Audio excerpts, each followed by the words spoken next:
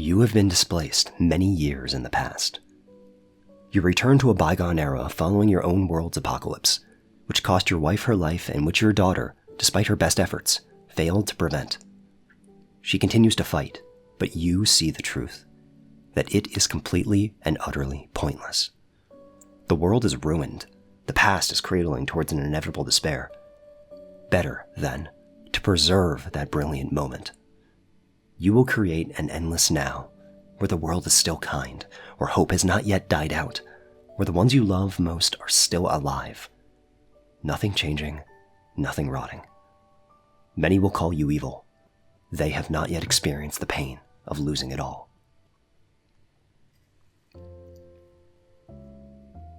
Western audiences often fail to understand the enormity of the Precure franchise. With the exception of Saban's butchered localizations of Smile and Doki Doki Precure, the legendary Magical Girl series lacks the deep cultural impact of, say, Sailor Moon or Cardcaptor Sakura in Western circles, in spite of it being insanely prolific and one of the medium's greatest success stories. The original 2004 anime Futari wa Precure was a 26-episode Magical Girl show that made itself unique by borrowing elements from parent company Toei's wildly successful tokusatsu franchise Kamen Rider. Instead of standing at a distance from their foes while casting spells, or otherwise shying away from violence and combat altogether like some of its contemporaries, the legendary warriors Precure would fight evil up close with their bare fists, becoming the emissaries of light that would banish the darkness in pure, well-animated style. The stated goal by many of its creators was to take some of the more traditional elements of shonen, such as the action and some core ideas about independence and justice, and blend them into the shoujo landscape, creating a fusion that could bridge the gender gap. All of this, which was accomplished while also being Toei's first time creating an anime original Magical Girl property, unlike their prior work in Sailor Moon and Ojamajo Doremi, which had some source material to work back from. The result was explosive, with the original series being extended from 26 to 49 episodes, which is largely unheard of in the anime industry. When those 49 episodes finished, the series was immediately greenlit for a direct sequel, Futari wa Precure Max Heart, which itself ran for 47 episodes, and since then, Precure has aired for 20 consecutive years, becoming one of Toei's most successful hallmark properties and an emblem of its entire genre. I attribute Precure's success to a few key factors. First, and most obvious, is what immediately set the original Futari wa apart from its contemporaries, and that's the franchise's willingness to take from shonen and use it to evolve, with action that frequently puts popular shonen and seinen to shame. But second, and much more vitally to me, is the deftness of its storytelling. What I mean by that is that Precure has a remarkable talent for conveying complex ideas in a simple way. When creating something for kids with the intention of being insightful or informative, you can take one of two broad approaches. Firstly, you can speak to the childhood experience directly. That's the general approach that many traditional pieces of kids' entertainment take. Using some combination of story arc and lecture, you can instill in children a lesson that they should brush their teeth to respect their parents or do their homework. However, you can also opt for a second approach, which I think Precure excels in, and that's to take a broad thematic statement, one that you might use in any piece of media made for adults, and package it in such a way that kids can still understand it. Being alive means that bad things will certainly happen to you, but the good of life is stronger than the sorrow, so you should keep living. Parting is an inevitable and oftentimes necessary part of the human experience, but that doesn't invalidate the good times, and that's why you should embrace the moment, because it's inherently fleeting. This isn't to say that in their 50-episode runtimes there aren't many instances of Precure adopting a more normal kid show philosophy. The worst episode of Heart Catch Precure, for instance, revolves entirely around the obvious and blunt message that kids should diligently do their summer homework instead of pushing it off until school starts back up again, which, even to children, can easily come off as patronizing. However, coupled between these episodes will be long and persistent arcs pertaining to the human condition, with a profound simplicity that elevates the show into the same conversations as any other piece of good art. Mahotsukai Precure flips the usual kids' perspective, with many of its episodes being about the fulfillment of parenting and how that time impacts you well after you leave your family someday. Sweet Precure acknowledges that sorrow is an indelible part of being alive. We will always hurt, and new things will surely cause you pain so long as you live, so you mustn't reject your suffering, but learn to live with it. Tropical Rouge Precure shows how we all see the world differently. One person's kindness can easily hurt another without trying, even with those you love most, and the difficulty of human connection comes in bridging those gaps. These are all meaty themes, which could easily find themselves nestled into stories squarely made for adults. But Precure tells these lessons in a digestible way without losing the importance therein, and I think this is no better illustrated than with how the franchise has handled parting, reunion, and loss. Starting with the original Futariwa Precure, the series has had a number of notably bittersweet endings, ranging from momentary sadness to complete heartbreak. At the end of the first series, the fairy companions of the protagonists, Mipple, Meppel, and Polun, are supposed to return to their own world, no longer needing to assist the Precure now that the existential threat to their lands is gone. Instead, though, they choose to stay at the Precure's side. Without the power from the other world, though, they will fall into a deep, endless sleep. Even still, they willingly choose to remain by the people they fought alongside, the people with whom they share an unbreakable bond, even if it effectively means the end of their life. Now, of course, they come back in Maxart when the forces of darkness surface once more and the Precure is still needed. But the fact remains that that is the ending of Futariwa. Many children watched that final episode and were left to rationalize what's really most important in life, security or loyalty, and how painful love can be. Nagisa and Honoka continue to live, carrying their friends beside them even if they will never really be able to smile together again. And that's played perfectly straight, even if sleep isn't necessarily death and Maxart still undoes it. This sort of loss and then reunion that the sequel series started gets echoed many times throughout the franchise to varying effectiveness, with Maxart and Tropical Rouge being notably weak examples, where the reunion is immediate and without consequence, undermining the loss of it. While Star Twinkle and Mahotsukai use this structure to great effect, their girls having to give up on their group of friends for years before being reunited, which is able to both show the necessity of loss and coping with it, alongside the power of faith and determination which leads the girls to see each other again someday. We cannot be happiest or accomplish our dreams if we are together. I can't be by your side even if that's what I want most. These are ideas you see in things like Tsukihime and White Album. But just as Akiha believes that she'll see Shiki again someday, Mirai can do nothing but hope that one day she'll be reunited with Hachan, Riko, and Mofurun. The difference is that Precure offers a direct resolution, where Tsukihime leaves you on faith alone. That resolution, though, cost Mirai 3 years of her life, which she had to live in solitude. Hikaru in Star Twinkle needs to spend even longer, dedicating herself to many years of study and training to become an actual astronaut so she can see Lala again someday, after parting with her when she was just 13 years old. A happy end does not necessarily undermine sadness and loss. It definitely can, such as with Laura and Manatsu immediately regaining their lost memories of each other at the end of Tropical Rouge Precure for no real reason, or when Sora and Mashiro meet again immediately after saying goodbye in Sky Precure. But in the cases of Mahotsukai and Star Twinkle, there's a price to pay and a lesson to learn in order to earn that happiness, which only further enriches their messages. And, to be fair to Tropical Rouge, it still presents the inevitability that Laura, a mermaid, is going to age far slower and live far longer than all of her human friends. She has to watch them grow old and die while she stays young, which is precisely why the mermaids are normally forbidden from interacting with humans, but she still chooses to be by their side regardless, even if it will one day cause her grief, because she loves them. Which is basically packaging the entirety of the elf mythos into a tiny little pink package for 10-year-old girls. All of the series have moments like these, which peel back the curtain on what it means to be human, where our priorities lay, and why we love, forgive, and cherish one another. They tell stories of young men and women rejecting darkness even if it's agonizing, while never faltering in their faith for a wonderful, shining future. That said, there is one series in particular which does it better than the rest. One which I could have easily made the entire video about, and one which I will now proceed to preach the virtues of. That's right, I tricked you. All of this general Precure talk is good and all, but it's finally time for... George Kurai came from a dead future to preserve a beautiful present. My opening narration of this video focused on describing the motivation for who is, without peer, the best antagonist in the entire series. Hugtto Precure is a series about the future. It's about believing that anything is possible, that you can do and be whatever you want, countered by a man who has seen firsthand that that is not the case. George Kurai and his fellow members of Kuraiyasu Corp are trying to stop time, because the future has only hurt them, only taken away, and they will spare humanity from needing to realize that. How ironic for George, then, that the main character who fights against his ideals, Nonohana, and the time-traveling baby who empowers the Precure to fight, Hugtto, are none other than his would-be wife and daughter, the very girl he loved most, and daughter he couldn't believe in. A hopeless man is forced to continuously clash with the people he cared for and lost, because they do not know. They have not yet suffered. They still believe in that shining future.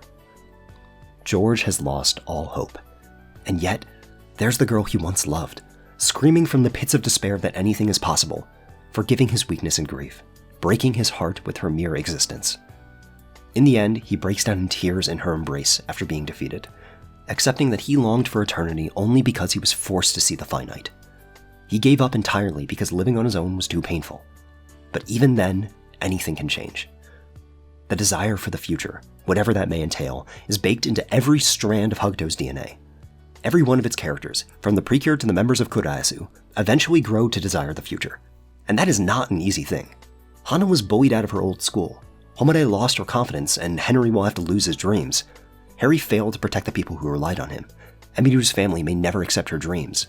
And, of course, George lost the love of his life. Living for the future doesn't mean just getting over these pains. It's willing to accept that new sorrow will come, time and time again. Homare will keep failing the jump which broke her confidence, believing that she'll master it someday. She falls in love with someone who she knows will never return her feelings, who himself is fighting every day to protect the girl he loves.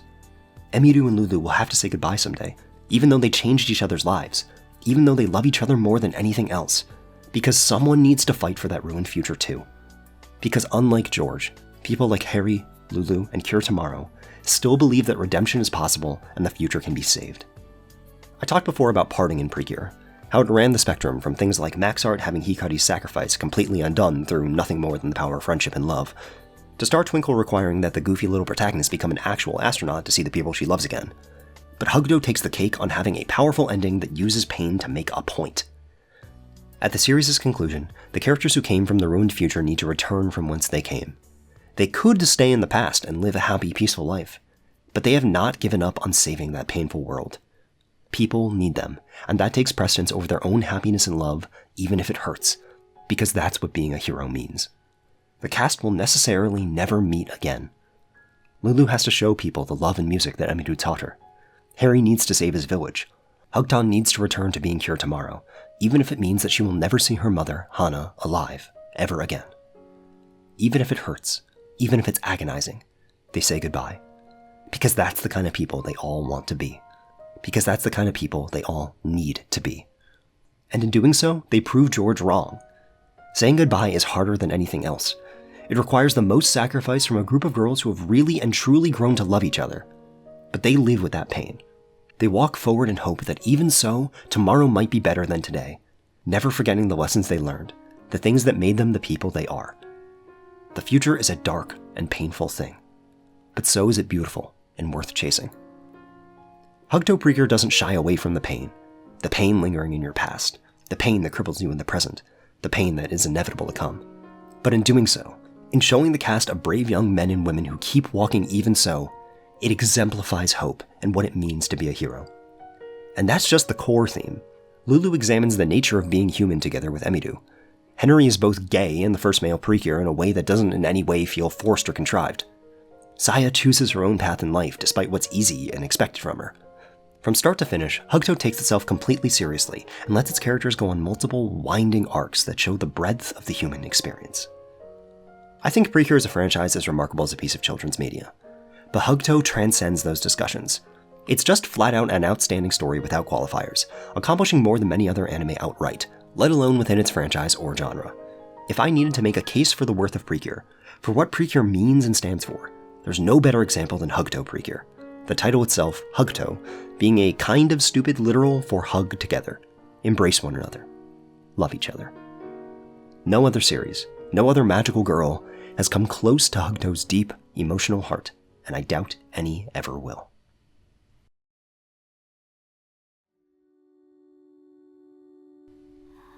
There is, of course, a Precure airing right now at the time of this video's release. It's the 21st Precure, and for as high quality as I find the franchise, after so many years you can definitely see something of a formula. Every episode, your Precure will deal with some sort of personal problem that becomes manifest in a monster in the second half thanks to the meddling of an evil underling that just kinda happens to be in the right place at the right time. The Precure will transform and beat the snot out of the monster before ultimately using their canned animation final move to defeat it, as the underling scurries off, learning a little lesson that relates to the daily antics of the first half. This results in Precure having a familiar rhythm to it. Once the cures are established, you kinda know what you're getting into with basically any of the series. Action, laughs, eventually a sixth ranger will join the team, all in a mostly episodic adventure. It's been like this for 20 years and has worked well, so certainly there's no need to stir the pot, right? Sky Precure, for all of its stylistic flair, was, at heart, a completely normal Precure story, just as the many that came before it, and it did well, even if I found it somewhat lacking myself. So why should the franchise ever need to change what it is at heart? As I'm sure was obvious from all the theatrics, the modern Precure is different from the others. It made itself distinct from the 20 titles before it by daring to evolve what Precure meant from its roots, while still staying true to the writing fundamentals that brought about the franchise's best moments. So, before the video ends, let me tell you just a little bit about the series installment on track to become my third favorite of all time.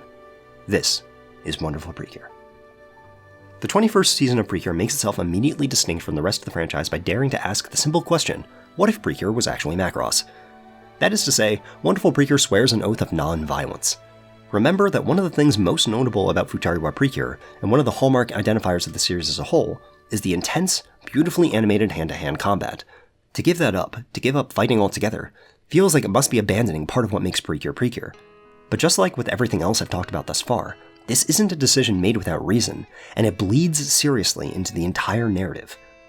The first two cures of this season are Cure Wonderful and Cure Friendly, a girl and literally her dog who used the power of Precure to save corrupted animals after a wolf spirit attacked the animal kingdom, hoping to recruit soldiers in a fight against humanity. Instead of fighting, the Cure subdue the animals harmlessly in order to purify them and welcome them back into the animal kingdom with loving arms. This, superficially, kinda seems like Precure got baby-proofed. The Precure don't fight anymore. Half the cast are cute talking animals, and every episode is about learning random facts about nature, instead of defeating the forces of evil with the power of your fists and extreme luminario. And so it would be if this was a choice made lightly. But instead, Wonderful Precure uses its non-violence as a deliberate tool to seriously examine the ideas of revenge, hatred, and forgiveness. There are three characters that show the importance and weight of this decision. The third cure, Cure Nyami, one of the fairies of this season and the leader of the animal realm, Nico, and the main antagonist, the spirit of the Japanese wolf, Gao. Cure Nyami is a selfish girl who originally only cares about using the power of Precure to protect her closest friend, Mayu. When the corrupted animals cross her path, she sees them as a threat first and foremost, and engages with them not unlike how the Precure in the other seasons dealt with their problems. Cure Nyami alone fights off the animals, as the Precure typically would, right up until meeting Cure Friendly and Cure Wonderful. Our main characters are so understanding and compassionate that they cannot even conceive of fighting the corrupted animals. Not only do Cure Wonderful and Cure Friendly never throw a punch, I can't imagine them ever wanting to fight anyone. They resist Cure Nyami's violence, insisting time and time again that they can help without hurting until she has no choice but to agree and join in. This calls to mind a fault in how Nyami and the others see the world. When you think in binaries, conflict is the only possible outcome. When you assume evil, how can you do anything but stomp it out? Cure Friendly and Cure Wonderful reject that idea, insisting instead that you should always look to heal and redeem, and this comes to head perfectly with the actual main conflict of the series. The main antagonist of this series, Gao, is the second best antagonist after George in the franchise. He is the lingering spirit of the Japanese wolf, a real species that went extinct at the beginning of the 20th century, largely because of human hunting and interference in their habitat.